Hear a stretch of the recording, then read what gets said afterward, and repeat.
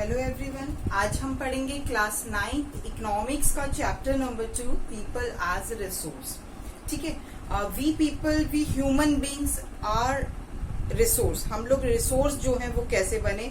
Resource की अगर मैं डेफिनेशन बताऊं तो resource is anything which is satisfying your need. हर वो चीज जो आपकी जरूरत को पूरा कर रही है उसे हम रिसोर्स कहेंगे। ठीक है, तो we people, we human beings are the resource. ये हम रिसोर्स कैसे बने या हम कैसे बन सकते हैं वो हम इस चैप्टर के अंदर डिस्कस करने वाले हैं कि ह्यूमन बीइंग को रिसोर्स बनाने के लिए या ह्यूमन बीइंग से अपनी जरूरत पूरी करने के लिए हम लोग ऐसा क्या करें कि ह्यूमंस जो है वो रिसोर्स बन जाएं। तो सबसे पहले हम लोग इसका मीनिंग अंडरस्टैंड करेंगे कि ह्यूमन रिसोर्सेज जो है उसको उनको दो चीजों से हम लोग देखेंगे। One is the asset and one is the liability. One is the asset and another one is the liability.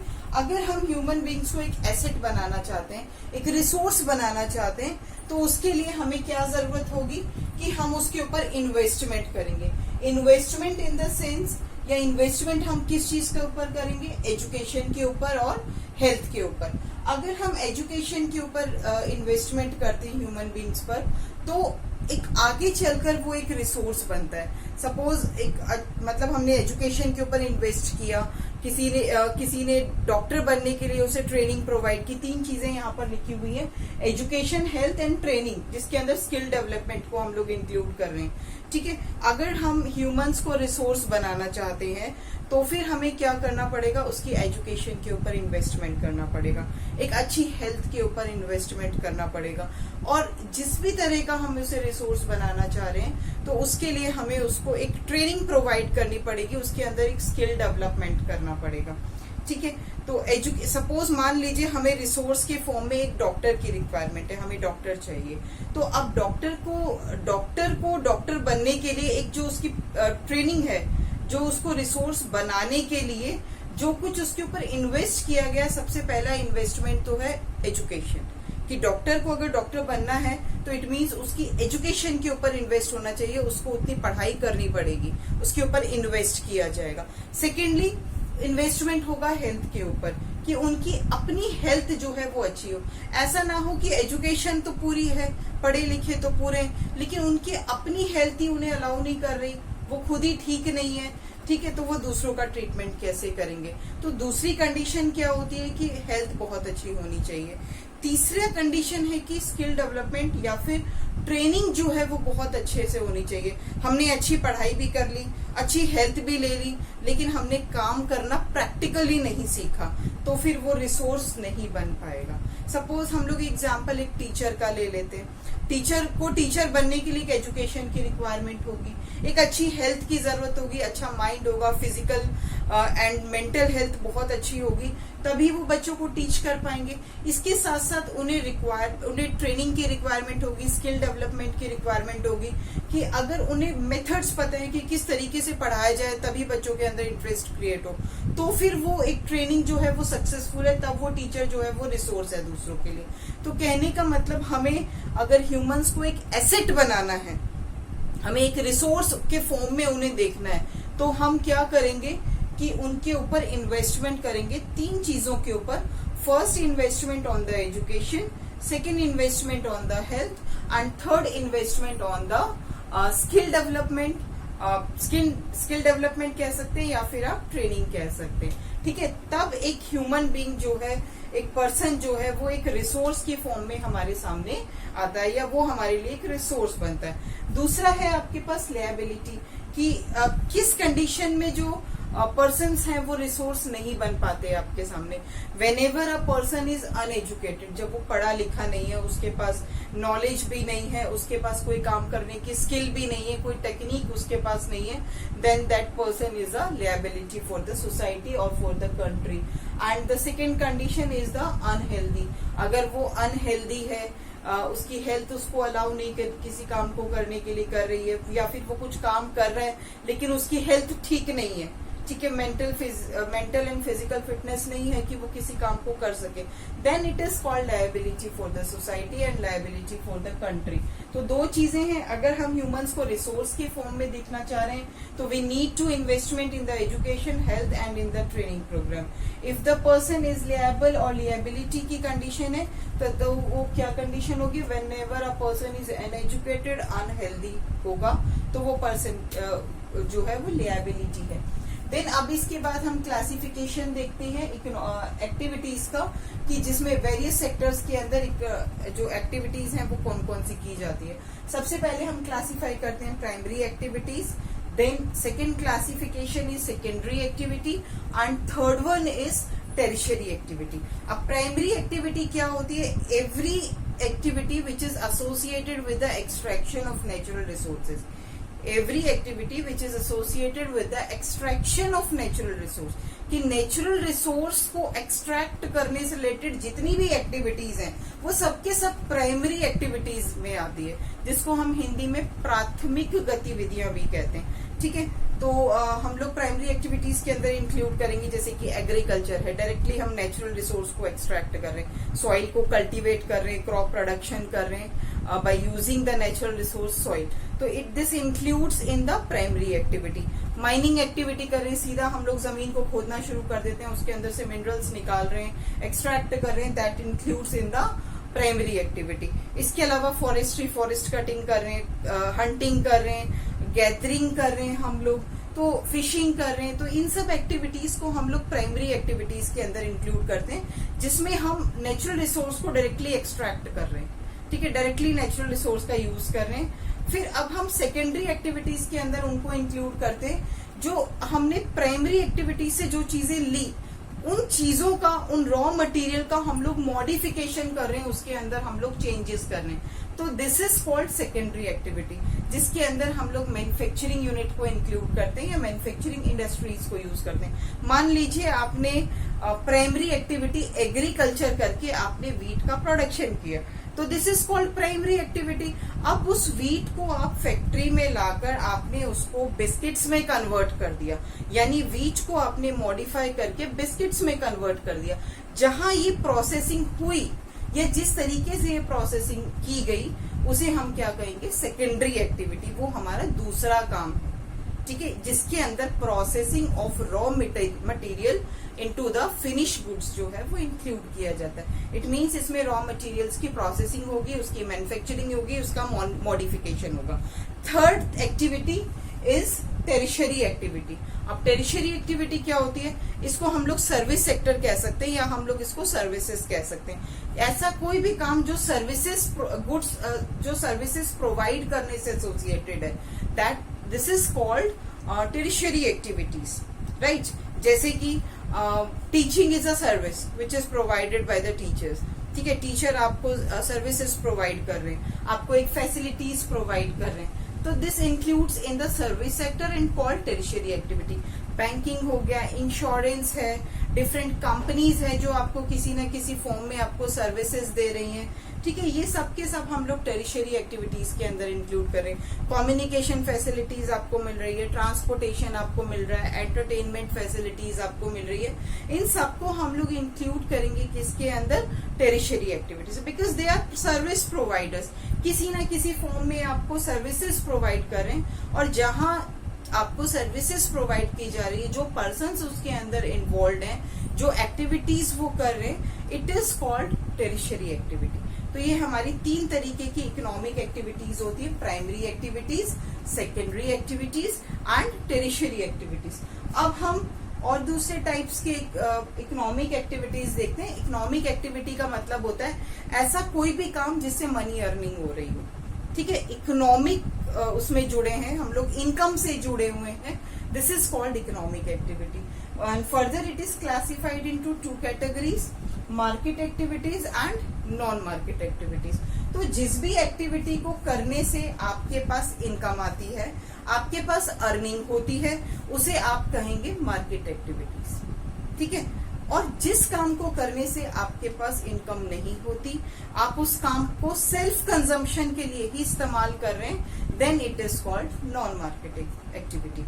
Example देखते हैं। suppose a teacher is teaching in the school or the colleges or in the universities, तो they are getting handsome salaries for it.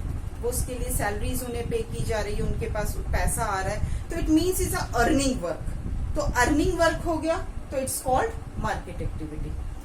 वही teacher जो university के अंदर teach कर रहा है, जो स्कूल में टीच कर रहा है, और वो अपने बच्चों को पढ़ा रहे हैं, ठीक है, तो उसके लिए उनकी कोई इनकम नहीं हो रही, ठीक है. तो this includes non market activities, जिससे इन काम चाहे एक ही है, लेकिन अगर सेल्फ कंजम्पशन के लिए है तो नॉन मार्केट एक्टिविटी है, और अगर इनकम के लिए है तो ये मार्केट एक्टिविटी है. Self consumption non market, income के लिए है तो मार्केट एक्टिविटीज.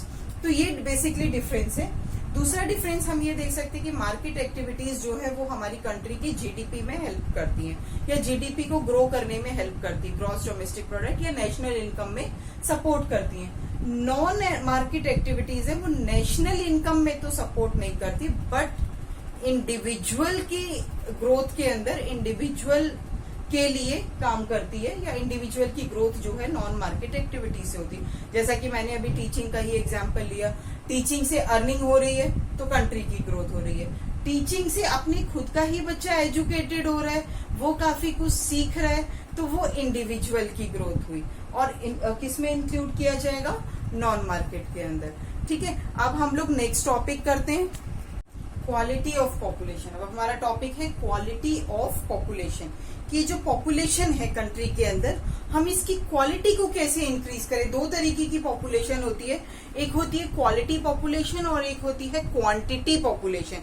क्वांटिटी में हम लोग नंबर ऑफ पर्सन्स देखते हैं कि नंबर ऑफ पर्सन्स बहुत ज्यादा है, बट उसमें से वर्किंग पॉपुलेशन, काम करने वाली पॉपुलेशन या फिर हेल्दी पॉपुलेशन जो है बहुत कम होती है, तो उसे तो हम कहेंगे क्वांटिटी पॉपुलेशन. जहां पर पॉपुलेशन हेल्दी भी है, एजुकेटेड भी है, स्किल्ड भी है और वर्किंग पॉपुलेशन ज्यादा है, तो उसे हम कहेंगे क्वालिटी पॉपुलेशन. सो ये this is the difference between quality population and the quantity population. तो हम ऐसा क्या करें कि कंट्री की पॉपुलेशन जो है वो क्वालिटी पॉपुलेशन बन जाए.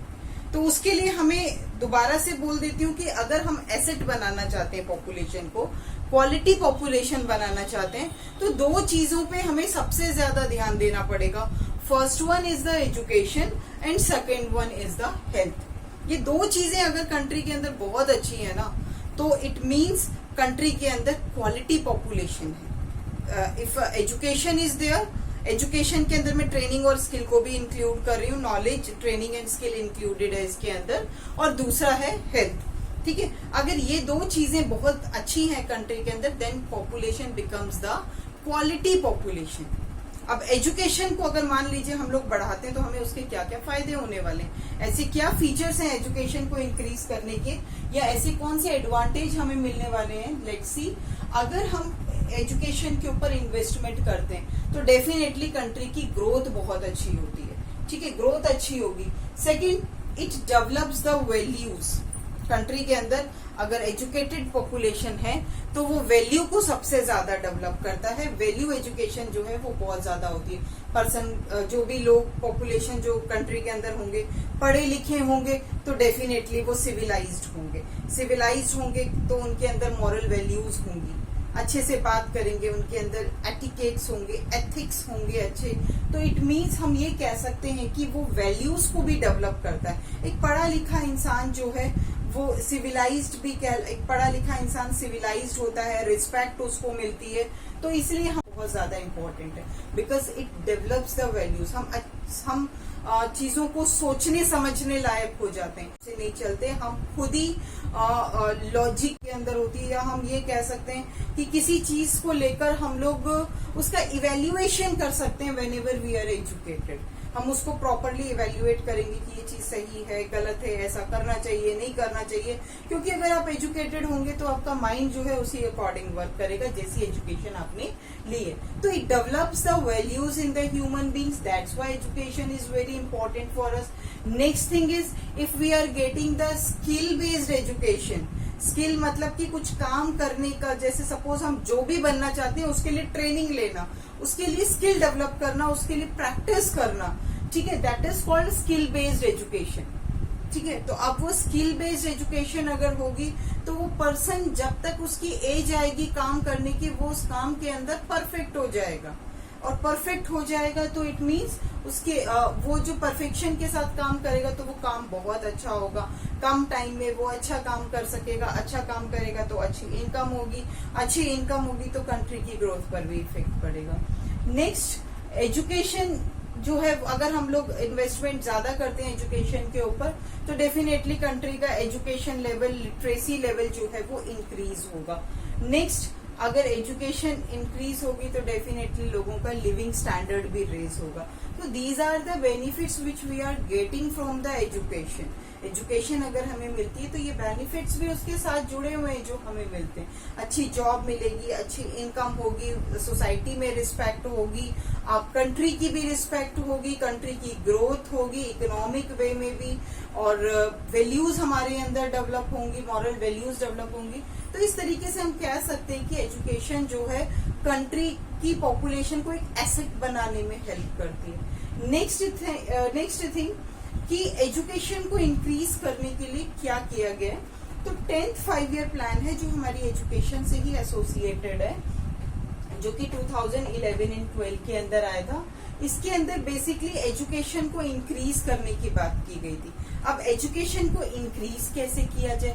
अब एजुकेशन को इंक्रीज करने के लिए या तो हमें कंपलसरी एजुकेशन प्रोवाइड करनी पड़ेगी कि बच्चे स्कूल में आए, उनका एनरोलमेंट बढ़े स्कूल के लिए, तो ऐसी स्कीम्स स्टार्ट की जाए ताकि बच्चे अट्रैक्ट हों स्कूल की तरफ, और अट्रैक्ट होंगे तो डेफिनेटली वो कुछ ना कुछ वहां से सीखेंगे, एजुकेटेड होंगे। क्योंकि क्या होता है ना कि जब कंट्री के जो पॉपुलेशन होती है, बहुत सारी पॉपुलेशन जो है पॉवर्टी में रहती है, बहुत गरीब होती है, तो वो क्या करते हैं, बहुत छोटी सी एज से ही अपने बच्चों को काम पे लगाना शुरू कर देते हैं। वो सिखाना शुरू कर देते हैं बचपन से ही कि किस तरीके से काम करें, मनी अर्निंग कैसे हो। छोटे छोटे स्टॉल्स पे, ढाबे के अंदर उन बच्चों को जो है वो काम करने पे लगा दिया जाता है। तो वो बचपन से ही काम करना जो है वो शुरुआत कर देते हैं, और बड़े होते होते वो उस काम को करते हैं। उस काम को तो वो करना सीख जाते हैं लेकिन एजुकेटेड नहीं हो पाते। अब ऐसे बच्चों को एजुकेटेड कर, क्योंकि अगर वो एजुकेटेड हो जाएंगे तो डेफिनेटली वो कुछ और अच्छा काम करेंगे, अच्छी इनकम उनके पास होगी। तो उनको एजुकेटेड करने के लिए हमारी गवर्नमेंट ने कौन से स्टेप्स लिए वो हम देखते हैं। जैसे कि 2 एग्जाम्पल आपकी बुक के सिलेबस में भी दिया हुआ है। जैसे फर्स्ट स्कीम है सर्व शिक्षा अभियान। सर्व शिक्षा अभियान जिसके अंदर 6 से 14 इयर्स की एज ग्रुप के जो चिल्ड्रन हैं उनको फ्री एंड कंपलसरी एजुकेशन जो है वो प्रोवाइड की जाती है। Secondly, mid day meal scheme. Mid day meal के ज्यादा स्कीम से हम ये कह सकते हैं कि जो बेसिकली जो पुअर फैमिलीज होती हैं उनका जो मेन वर्क होता है वो होता है फूड को इंश्योर करना या फूड को अर्न करना, ऐसा काम करना जिससे वो लोग अपना पेट भर सकें। अब पेट भर सकेंगे तो उसके लिए वो बचपन से काम करना शुरू कर देते हैं। बच्चे जो हैं वो बचपन से काम शुरू कर देते हैं। तो ऐसे बच्चों को एजुकेशन भी स्कूल में दी जाए और उनको फूड भी स्कूल के अंदर ही प्रोवाइड कर दिया जाए, ताकि उस फूड के लिए उन्हें कहीं और जद्दोजहद ना करनी पड़े, कहीं और मेहनत ना करनी पड़े। वो सिर्फ अपना फोकस जो है, अपना बचपन जो है उस पढ़ाई लिखाई में लगाएं, ताकि बड़े होकर या आगे चलकर वो कुछ अच्छा अर्निंग का काम कर सके, मैक्सिमम अर्निंग कर सके। तो these 2 schemes are launched by the government. वैसे तो ये 2 स्कीम्स आपके सिलेबस में, बट इसके अलावा भी बहुत सारी स्कीम्स हैं जो कि एजुकेशन को इम्प्रूव करने के लिए हमारी गवर्नमेंट ने इस तरह की स्कीम्स जो है वो लॉन्च की हुई है। आगे बढ़ते हैं हम लोग हेल्थ की तरफ कि हेल्थ के ऊपर इन्वेस्ट करने का क्या फायदा है। सबसे बड़ा फायदा तो ये होगा कि अगर मान लीजिए पर्सन एजुकेटेड है लेकिन उसकी हेल्थ अलाउ नहीं कर रही काम करने के लिए, वो अच्छे से खड़े नहीं हो सकता, अच्छे से चल नहीं सकता, अच्छे से बोल नहीं सकता, तो फिर उसके लिए वो एजुकेशन जो है वो वेस्ट है। ठीक है, तो हमें एजुकेशन के साथ साथ पर्सन की हेल्थ के ऊपर भी ध्यान रखना पड़ेगा। अब हेल्थ को इंक्रीज करने के लिए we have to provide the proper nutritious food to the people. एक अच्छा न्यूट्रिशियस फूड जो है वो लोगों के पास जाए। अच्छा न्यूट्रिशियस फूड जाएगा तो डेफिनेटली उनका पोटेंशियल, उनकी कैपेसिटी, उनका इम्यून सिस्टम जो है वो डेवलप होगा। और अगर ये चीजें डेवलप होती हैं तो इट मीन्स क्या है कि कंट्री की हेल्थ डेवलप होती है। हेल्दी पर्सन जो है that healthy person is a asset, अगर वो एसेट है तो डेफिनेटली वो काम कर सकता है। और इस तरीके से हम लोग पॉपुलेशन को जो है एक क्वांटिटी पॉपुलेशन से क्वालिटी पॉपुलेशन के अंदर चेंज कर सकते हैं। तो by the education and by the health we can develop the quality population. Now the next topic is unemployment. क्या होता है अनएम्प्लॉयमेंट? हिंदी में इसको कहते हैं बेरोजगारी। अब इसका मीनिंग क्या है? whenever a person is willing to do the work, when a person is willing to do the work but not able to find any earning job, person काम करना चाहता है बट उसको किसी भी तरह की अर्निंग जॉब नहीं मिल पा रही, किसी भी तरीके का काम नहीं मिल पा रहा, ऐसी सिचुएशन को हम क्या कहेंगे? अनएम्प्लॉयमेंट। ठीक है, a situation in which person is willing to do the work but not able to find any of the earning work, that situation is known as unemployment। उसे हम कहेंगे बेरोजगारी, अनएम्प्लॉयमेंट। ये कितने टाइप की होती है? 3 टाइप्स के एग्जाम्पल आपकी बुक में दिए हुए। सबसे पहला है सीजनल अनएम्प्लॉयमेंट, दूसरा है disguised and third one is educated unemployment. Now what is the meaning of the seasonal unemployed? Seasonal जैसा नाम से ही पता चल रहा है कि सीजन में पर्सन के पास काम होना और बाकी टाइम में उसके पास काम नहीं होना। एग्जाम्पल ले लेते हैं एग्रीकल्चर का। एग्रीकल्चर में क्या होता है? जब ग्रोइंग और हार्वेस्टिंग का टाइम होता है तब तो पर्सन के पास काम है, वो तब तो उसे काम मिल रहा है, उसे वेजेस प्रोवाइड किए जा रहे हैं। बट जब तक वो क्रॉप प्रिपेयर हो रही है, वो बढ़ रही है, वो ग्रो हो रही है, तब तक उसके पास काम नहीं है। ठीक है, तो इसे हम क्या कहेंगे? Seasonal work. सब एक लैंडलेस फार्मर है जिसके पास अपनी जमीन नहीं है और दूसरों की जमीन पे वो काम कर रहा है। ठीक है, तो उसे सीजन के अकॉर्डिंग वर्क मिल रहा है। कंस्ट्रक्शन साइट पे जाकर देखते हैं, अगर कंस्ट्रक्शन का वर्क चल रहा है तो they are getting the job. Construction का वर्क नहीं है, रुक गया है किसी कारण से, तो वहां तब पर्सन को काम नहीं मिल रहा है। तो that kind of job situation is known as seasonal unemployment, कि सीजन पे तो काम है, कभी काम उनके पास नहीं है। और जब तक उन्हें काम मिलता है तब तक उनकी अर्निंग अच्छी, जब उनके पास काम नहीं है तो they are struggling for the income, struggling for their earning work. ठीक है, नेक्स्ट आता है आपके पास डिस्गाइज्ड अनएम्प्लॉयमेंट। डिस्गाइज्ड अनएम्प्लॉयमेंट होता है कि इसमें इस सिचुएशन के अंदर क्या होता है कि पर्सन लग तो रहा है कि वो एम्प्लॉयड है, उसके पास काम है, but actually that person is not employed. Example ले लेते हैं एग्रीकल्चर का। सपोज किसी फैमिली के पास इतनी जमीन है, फैमिली के अंदर मान लीजिए 10 मेंबर हैं जो कि काम कर सकते हैं, और एक्चुअली जमीन में काम करने के लिए हमें 4 मेंबर उसके लिए सफिशिएंट है कि 4 मेंबर अगर काम करेंगे तो उसका काम हो जाएगा, उस जमीन में से उस पे हम क्रॉप प्रोडक्शन जो है वो कर सकते हैं। 10 मेंबर हैं, कर रहे हैं 4 मेंबर काम, 4 के काम करने से भी वो काम चल रहा है, और उसमें 10 लोग लगे तो भी वो काम चल रहा है। ठीक है, तो वो जो 10 लोग हैं, जो बाकी बचे हुए 6 लोग हैं, वो तो एम्प्लॉयड शो हो रहे हैं कि they are employed, they are having work, but actually they are not working. इस तरह की डिस्गाइज्ड अनएम्प्लॉयमेंट जो है वो हमें एग्रीकल्चरल एक्टिविटी के अंदर सबसे ज्यादा देखने को मिलता है। थर्ड है हमारे पास educated unemployment. When a person is educated but not able to find any kind of earning job, this is called educated unemployment, right? Then what is the impact of this unemployment? First, wastage of manpower. Second is feeling hopelessness. Third, tends to increase economic overload. Fourth one is quality of population affected. Fifth, decline in the health status of the people, क्योंकि एक ही लोग बार बार काम करेंगे तो उनका health status जो है वो डिक्लाइन हो जाएगा। And the last one is crime rate will increase, क्योंकि पर्सन के पास जॉब नहीं होगा तो डेफिनेटली क्राइम रेट जो है वो भी इंक्रीज होगा। So this is the impact of the unemployment. I hope ये चैप्टर आपको समझ में आ गया।